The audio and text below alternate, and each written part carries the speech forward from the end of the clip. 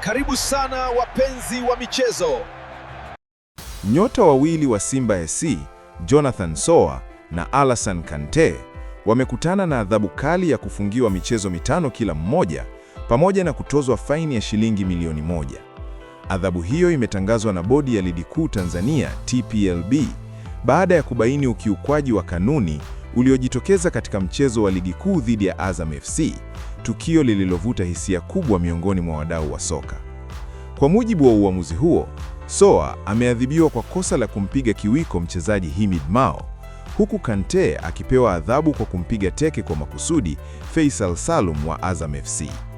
TPLB imesema adhabu hizo zimetolewa kwa kuzingatia kanuni ya 41(21) ya Ligi Kuu kuhusu udhibiti wa wachezaji, inayolenga kuhakikisha heshima, usalama na nidhamu vinazingatiwa uwanjani.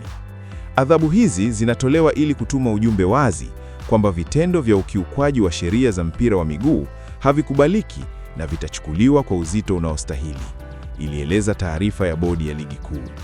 Kutokana na adhabu hiyo, Soa na Kante watakosa mechi 5 zijazo za Simba dhidi ya Mtibwa Sugar nyumbani, Singida Black Stars, KMC FC, TRA United nyumbani na Tanzania Prisons, mechi ambazo nyingi zitachezwa ugenini. Katika hatua nyingine, mwamuzi Abdalla Mwinyi Mkuu kutoka Singida ameondolewa kwenye orodha ya waamuzi kwa mizunguko 5 baada ya kubainika kushindwa kutafsiri sheria ipasavyo na kuchukua hatua stahiki dhidi ya makosa ya Soa na Kante.